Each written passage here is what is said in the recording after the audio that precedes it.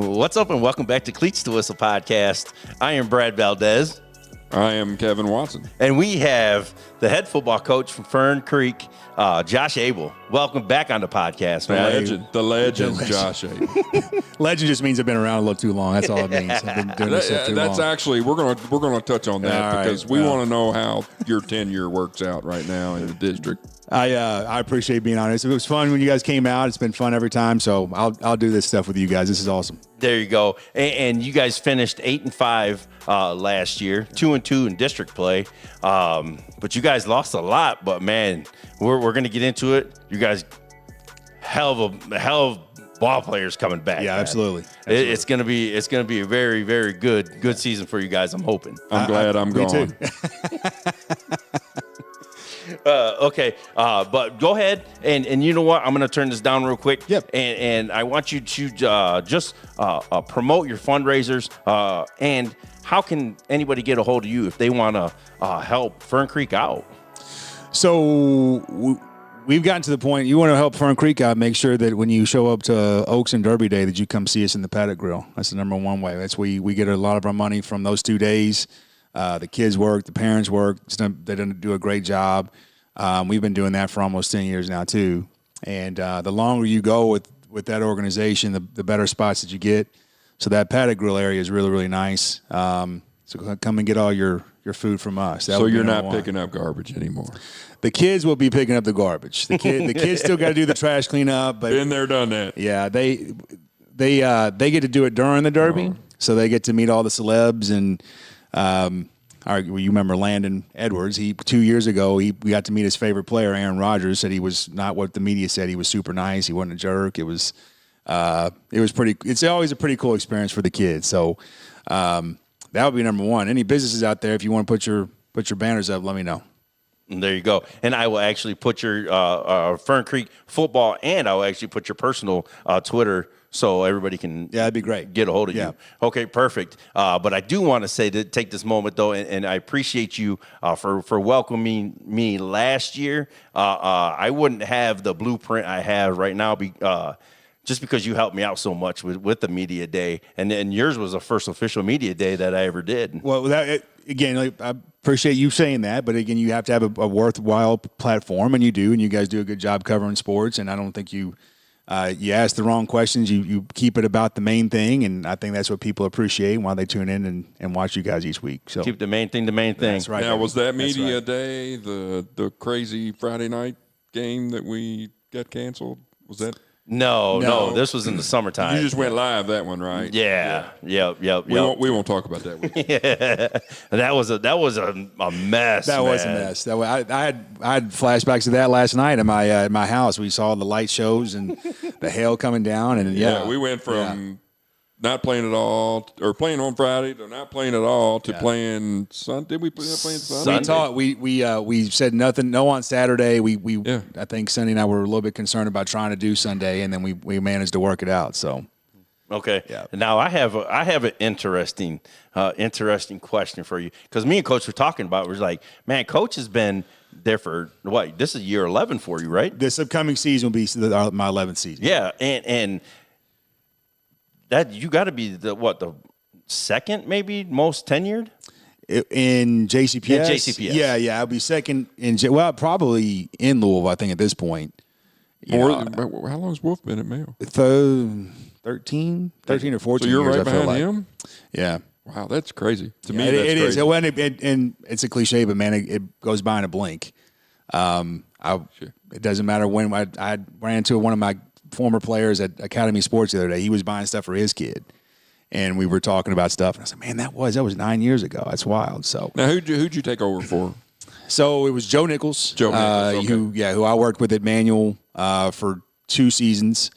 Then when he left, I stayed at Manual for a season with Dr. Lucas, and then that's in between while all that was going down. He was getting the job at Fern Creek, and he pulled me in. So I was an assistant for him for 2 seasons, I think, at Fern Creek before taking over. So 11 head coach, 13, 14 total?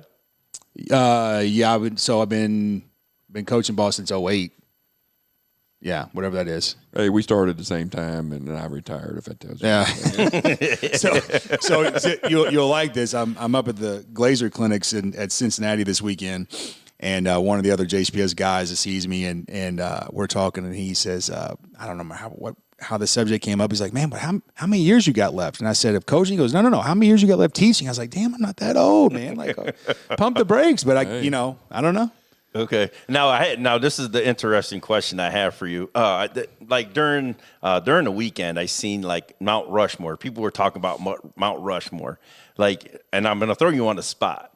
But like during your tenure, what would be your Mount Rushmore for the kids you coached at Fern Creek? Ooh, just 4? There's no way you can do that. That's what I'm saying. That's tough. That's tough. Wow. So what a question. You can't talk. Yeah.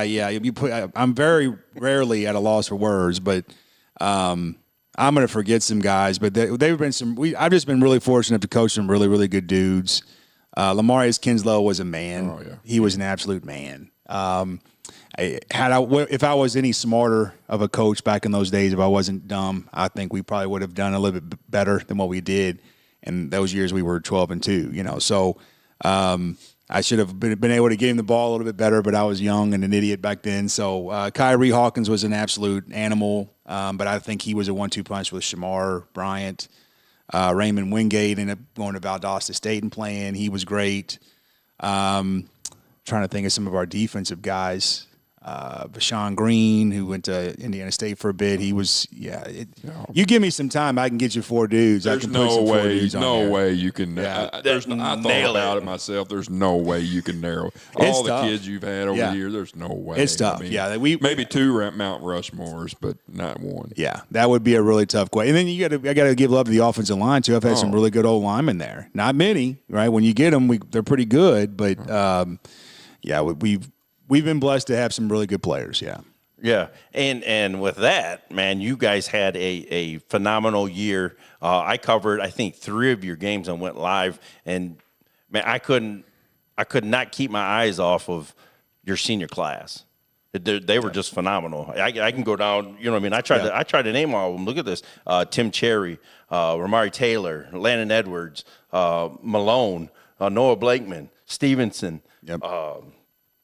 The list goes on, man. The Landon Edwards gives me heartburn every time I hear that name. Just to be honest with you, that dude is so underrated. Very much so. Yeah, if the kid was 6 foot, it'd be a different story. Right? Yeah, exactly. And watching him on film does him no justice at all. That's right. You see him in person, he's like the little engine of good. Well, you can't tell him nothing, rolling. right? You can't tell him that he can't do nothing, right? That was one of his best qualities. So that senior class was pretty special to me. These were the kids that we brought in, the COVID year. And we, I don't know how much we can talk about on this, but we before the show we were talking about the politics of JCPS and whatever, and there for a while my goal was, instead of trying to get kids to want to come to Fern Creek, I just needed to get my Fern Creek kids to stay Fern Creek kids, and so a lot of those guys came from the same class at Ramsey. That team that they had was pretty good. So with the exception of, I think, 1 or 2 guys, one that I think went to J-Town, one that went to Ballard, we kept all those guys together. They were a pretty tight-knit group. We were they were a great class for a lot of reasons. They played a lot as freshmen and sophomores. So we're going to miss those guys for sure. We would definitely miss that class. Mm-hmm. Yeah. Without getting political, I know it's kind of hard to do, but everybody talks about recruiting. Mm-hmm. To me, and you may feel the same way, you may totally disagree, but I want to get your thought. Recruiting is, like you said, keeping the kids that are supposed to be with you. Right. Not worrying about going out and getting kid A, kid B that's supposed to go to wherever. It's keeping the ones that are supposed to be with your program in your program. Right. And I think that has always kind of fluctuated with the conditions of the district, right?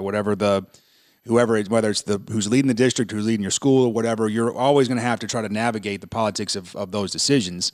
And, early on we had some freedom. Our school was really, really small, and they wanted us to get kids and bring them in and whatnot. And then as the politics kind of change, you've got to adapt to the time. So, instead of it being about, like you said, going out and getting guys, it was about keeping the guys that you have in your community and making sure they're community guys. And the best part, I've said this for 10 years, the best part about Fern Creek is that Fern Creek is the school is tied to the community. It's, Absolutely. And it's very similar to PRP, right? PRP High School is in the PRP community. I mean, if you look at Fern Creek High School, there's the fire department there and the community center and the park and the elementary school, and it's all right there. And that's what we've tried to kind of build pride in, is that if you live in Fern Creek, you should want to go to Fern Creek High School. There's probably, I'd say 3 left. Fairdale, Fern Creek, PRP. 100%. Are really the only neighborhood Correct. schools remaining where you have a post office, you have a fire department, you have, and they embrace it. I know a lot of people graduate from Fern Creek, older people, and that Fern Creek is just, I mean, their alumni support is unbelievable. Shout out Mr. Dr. Mike Gatton. That's my boy. He's been running the Alumni Association for a while. He's a huge supporter, and you were spot on. One of the best alumni associations out there. Very much so. Yeah, and like for multiple sports, are you guys like good at all the sports, or are you guys, you know what I mean? Like we talked off camera too, and you were saying you're going to have, more kids coming into this school, you know what I mean? So that means your other sports should flourish too, right? They should. And I think that, just like anything else, especially in true public schools, you're going to kind of go up and down a little bit. And there were times that our football team was great. And then Coach Schuler's basketball teams are really, really great. And Coach Miles is there now, and Ellis is great. And he's a celebrity in the city. And I think he's got the program doing what it needs to do. We got hot there for a while, and I'm really excited to see what happens in district tournament. But we've played some really, really high level ball throughout the year. And the same thing goes with baseball. I know Coach Stout's got a great senior class. This senior class for baseball is going to be tremendous. So they should be able to make some noise too. And that's something that I think a lot of people don't appreciate either about true public schools, is that how the school goes is how the sports go. When your sports teams are great, your culture is better. Football sets the tone. 100%. Absolutely. No, I don't care where you're at. Football sets the tone. If you have a great football season, it's amazing how the other sports tag along and follow their lead. Yeah. Agreed. And what does Fern Creek? What do they offer besides besides the sports? So we've really kind of not inherited. We've really kind of built some pride into our pathway programs, our academies at Louisville model. The one that I think my kids like the most is the fire science program, which Fairdale's got that too. Right, as well, yeah. And with the fire department being literally right across the street, these guys go over there. There's a lot of the physical parts. So the parts that kids used to love about PE, they get that from this fire training that they do. And our guys our teachers over there do a great job. We still got our communications pathway, our ROTC. We've got a plumbing pathway. One of our coaches actually teaches the plumbing class.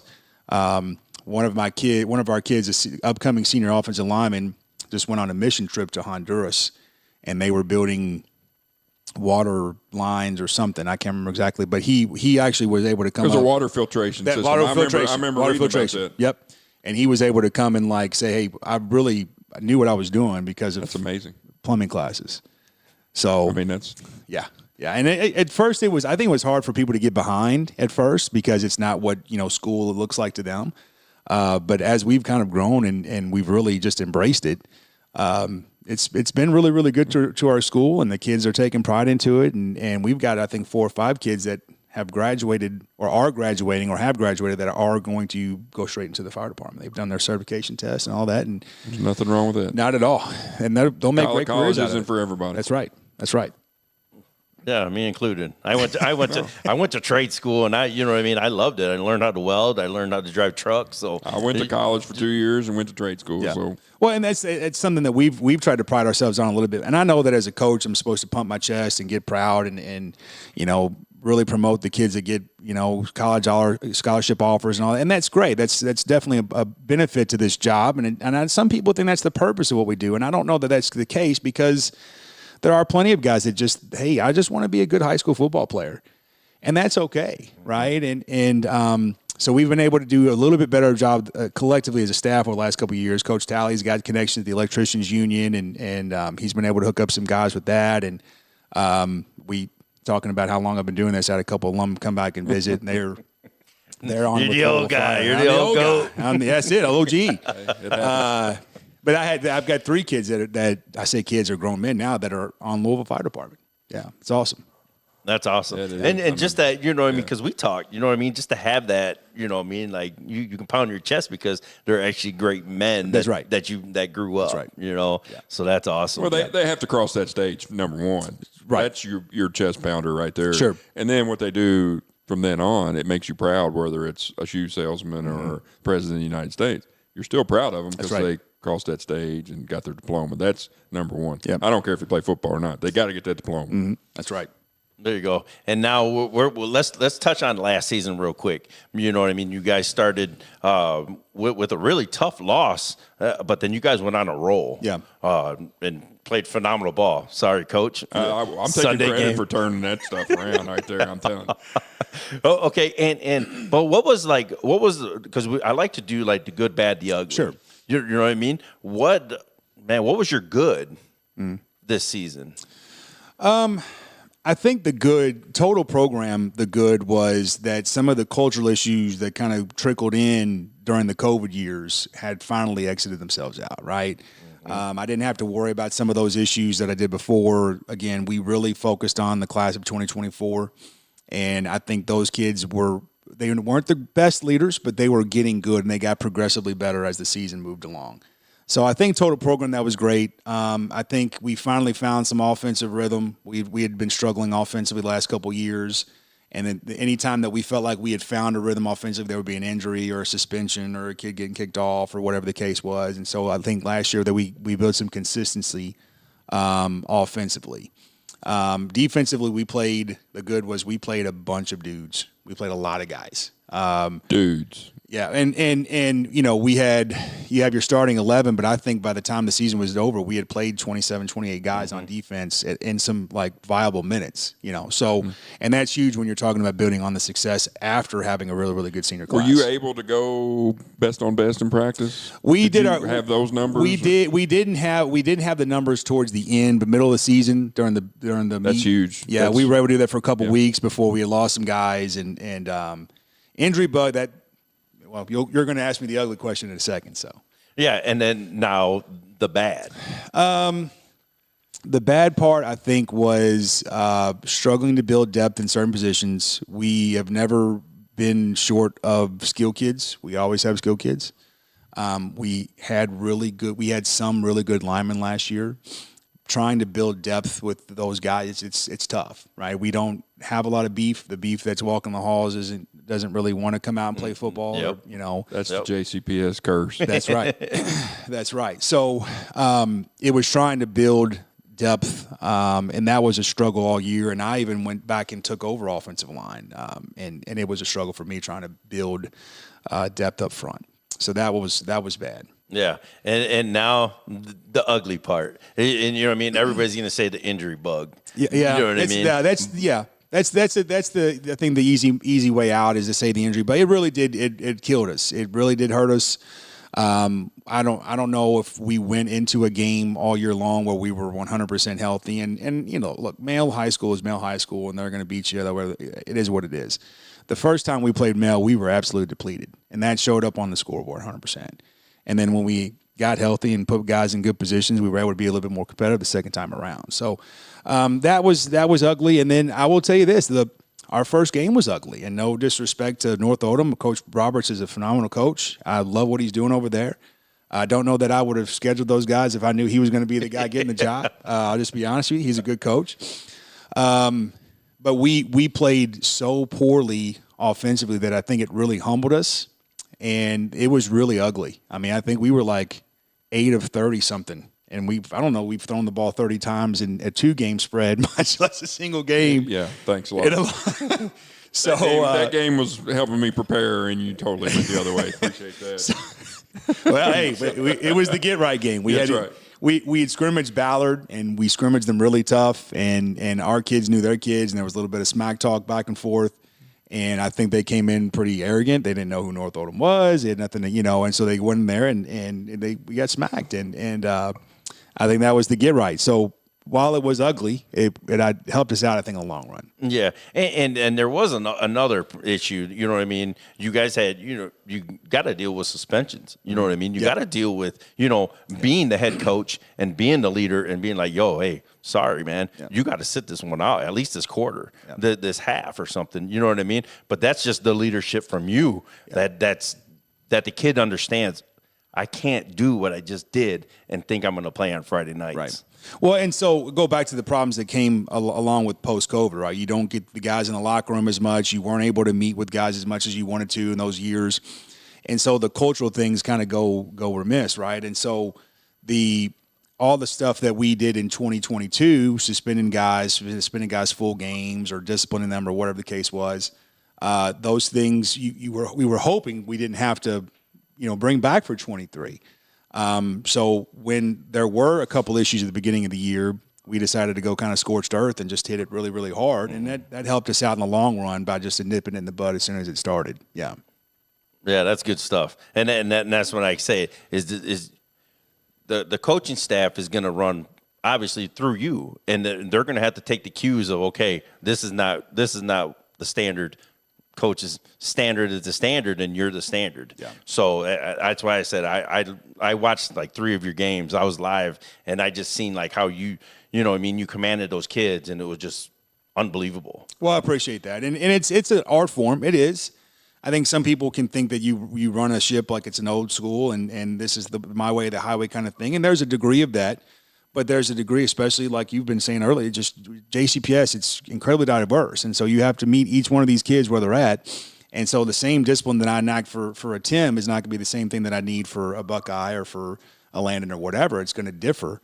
So, and it's a cliche, but fairness isn't equality, right? It's about what does that kid need in that moment? And what we've tried to do and what I've tried to teach my staff how to do is don't make it about a you versus them or a player versus coach or anything like that. Make them understand that they made those choices. It is 100% with them in their purview of control. They did that thing, and when they did that thing, this is what happens. It's not. And it's bigger than them. And it's bigger right. than you. That's right, and that's what it boiled down to. So we talk about a suspension like a Tim in that first game. I think it took him a little while to realize. But as he's sitting there in that game and watching this struggle. He's like, damn, maybe I shouldn't have done that, and they're never exactly where you want them to be. You have, but that's the goal, right? It's progression and getting better and all that. So, yep. And let's talk about your staff. My voice cracked. It's that wine you've been giving me, man. Jesus. I'll be giving out all my secrets. But let's talk about your staff. You said earlier you're fully staffed for the first time in a long time, man. How does that feel for you? Man, it is such a relief. And we joked about me being the OG in 10 years, but I feel like maybe I finally figured this thing out. That here it is, February. It's not even March, and we've got our staff together. We've got the right pieces in the right spots, and now it's just a matter of I just can't screw it up. You know what I mean? So no, the staff is great. I think one of the best hires I've made in 10 years has been Coach Ken Reddick, who is our strength and conditioning coach. You can't miss him. He is a very large man. Yes. And it took us a little while to adapt to the way he does things and the standard that he holds in the weight room. But, man, the kids have really bought into him.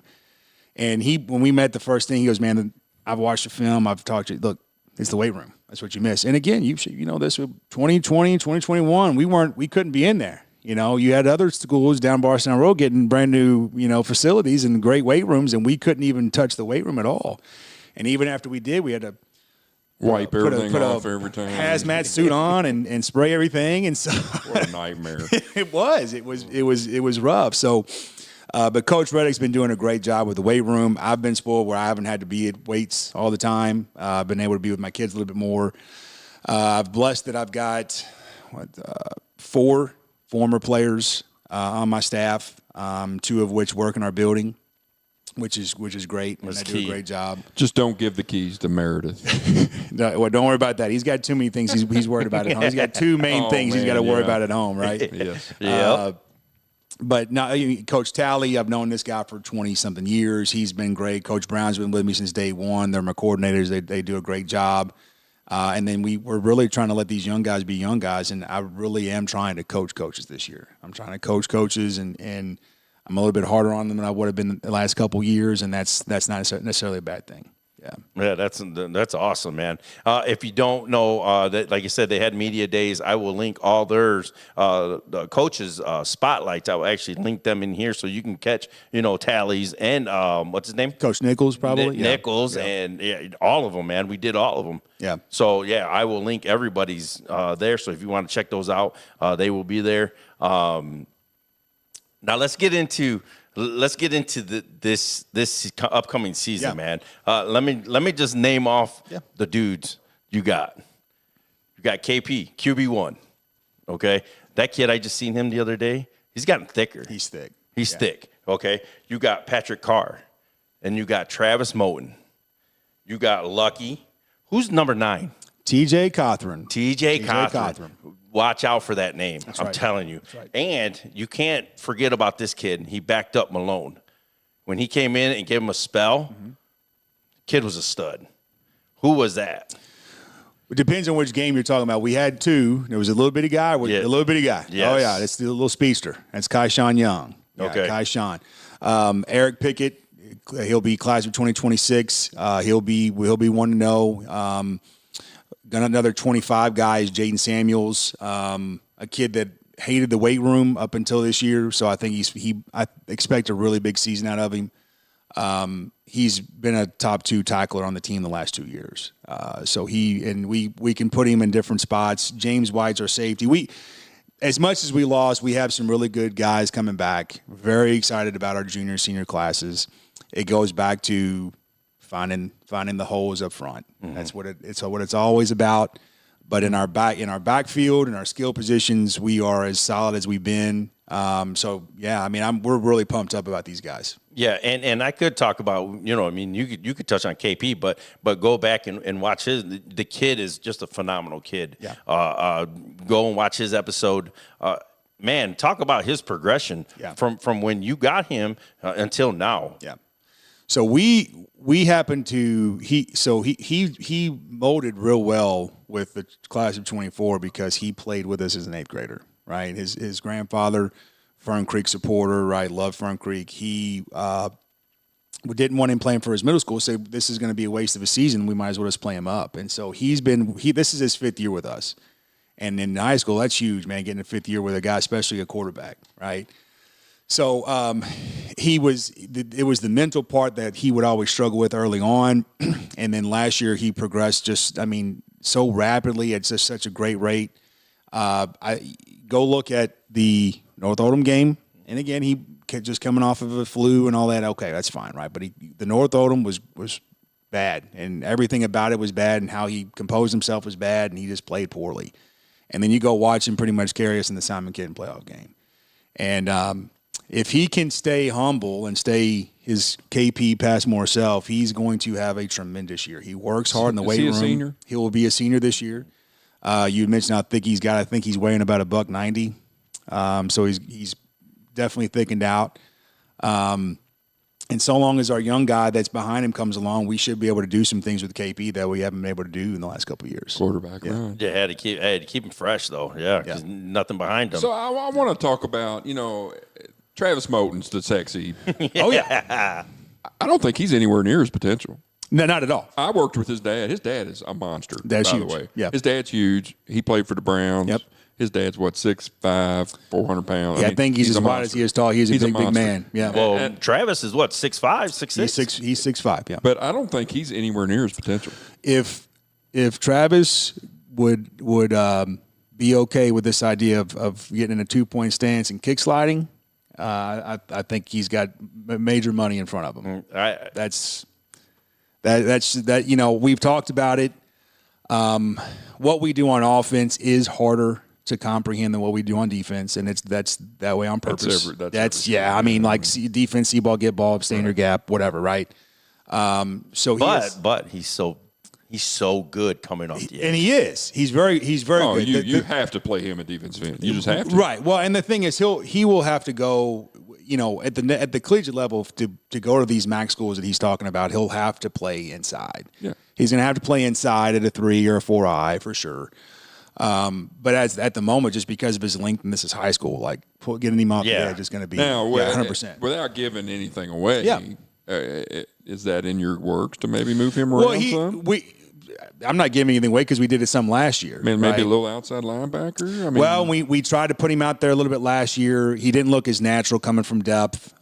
He's definitely not natural out of a 2-point, but those are things we'll work on him with. he's never done it. So No, that's right. Yeah. That's right. And going back to that depth conversation we had to do that a couple games because we were missing an outside linebacker, and we wanted to go a little bit more odd or whatever the case was. So he's a 3 technique or maybe an outside linebacker type at the next level. Yeah. Like I say, he goes 3, he'll have to beef up. He would have to probably do what the hair kid did from Bullet East. That kid was an absolute animal, and he played the 5. His arms are so long. though. That's a perfect 3 technique. I mean, you just get your arms out. Boom. And just, that's it. You got them. Well, and again, you guys won't see this on his film. You might see a couple clips, but in practice, him and you go talk about best on best. He would go against Big Tim, right? And then when he went to go offense, he had Darius rushing him, and every time this kid delivers a punch when he's in a kick sliding, boom. I mean, it's it. I mean, ball's gone. I mean, he's just his length he bothers people, and he's a workhorse. He's a football junkie. I love him. Like I said, I think the biggest concern, if there is one, is that these guys go into this season humble and ready to grow and not thinking that they've maxed out. Yeah. They don't have that senior slump. Well, then you have Patrick Carr. Yeah. You know what I mean? The kid's tight end. Phenomenal kicker. Oh, yeah. Can do it all. Yeah. You know what I mean? What does he got to work on to take that next step? He's got to be a little lower and a little more physical off the line of scrimmage, which he knows. We've talked about it. He's had the college recruiters and scouters telling the same thing, and you and I used to talk about this all the time. You can't teach 6'5". No matter what you do, I can't help the fact that he's this big. And those guys want to stand straight up every time. Every time. So he's going to live in the chutes. He kind of started buying into it a little bit more as the season progressed. We had a joke about it that when we broke up our individual, the tight ends would spend part of their time with receivers, and then they would spend part of the time with the offensive line. And I don't know how many different practices I'm like, Pat, calling for him. And we had one of those too. Blinko always. I'm sure. Yeah, I'm sure. Blinko, I can see that. I can see that. Yeah. One more, coach. One more. So he's out there getting one more extra route in that he's not going to run in game. But no. He's a great kid with great parents, and he's been awesome. He eats out of my palm, and I'm really excited to see what he does this year. Yeah, that's why I'm so excited, man. That's why I'm like enticed to here North Odom. Fern Creek week 1. It's going to be a phenomenal game again. I'm excited because I don't have to deal with it. Okay, last question, Coach. Or you know what? Give us your moment. You talked about Simon Kenton. Yeah. What was that feeling like winning that game? So it kind of happened pretty quick. I don't think that I was able to appreciate it in the moment, right? No one was nervous or anything. Those were the best ones. It was, yeah, and it ranks pretty high up there with any of the games that I've coached in. And in 10 years, I'd never gotten the Gatorade bath, so I got the Gatorade bath after the game, and I really didn't do much. OC was up there calling, the kids right there running plays, and but that was really, really fun environment. We had told the kids that Northern Kentucky football is legit. They take it serious up there, and it was just really fun. And I was really proud of how the guys responded. And I even told it to Frakes in the media that week that if that was the week 1 team, that they would have folded. That wouldn't even be the thing. But they progressed so well throughout the year that it didn't happen. We overcame that, and that's what it's about. Yeah, they grew up. Yeah, and I think the Bullet East game, you know what I mean, yep, really taught them the lesson too. Yep. You weren't there, but you were on the road somewhere, I think. But I think that them playing with them, and man, you guys had them. Yeah. You guys had them. It's just a couple mistakes here and there. Man, it was phenomenal. But I think that Bullet East game set them up for that game. I would agree, and the atmosphere at their new stadium out there in Mount Washington is unbelievable. It's crazy to me that is a high school stadium, in Bullitt County. It's unbelievable. They had the flashing lights, they got the loud speakers, and I think once our kids kind of got over that part, which took a little while, and even then I think we kind of, number two'd ourselves a couple times. because of the circumstances. But because of that, right, we were able to make plays and whatnot in the Simon King game in a very similar atmosphere. Well, you can't duplicate that in practice. Not at all. I mean, it's No. just no way. You can put music on and throw the speakers up, but it's not the same. I said, looking back, my opinion of your whole season is it would have been the worst thing that ever happened to you guys if you'd have won that first game. I agree. Because it refocused everybody. I think we beat you guys if you win that first game. I don't doubt that at all. I could see when I was talking to the kids before the game, I always know a couple kids. Sure. And I could see it in their eyes. I was like, oh, these dudes are ready. Yeah.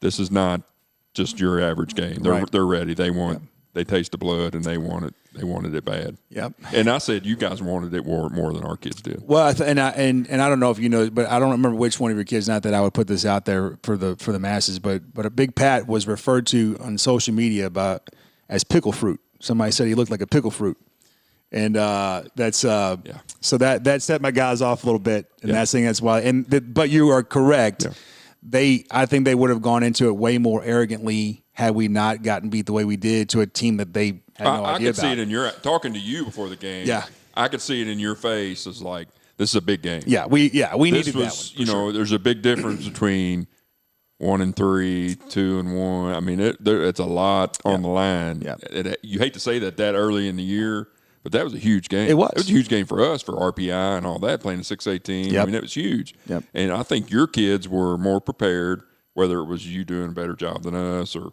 whatever, but your kids were more prepared going into that game. And I will take this as far as I can. If you win that first game, you don't beat us. I don't disagree with you. Like I said, we were not that we were that much better than you. No. I just think your kids were really focused. Yeah, because they were, and our kids have never dealt with changing routine, and that's probably a me thing.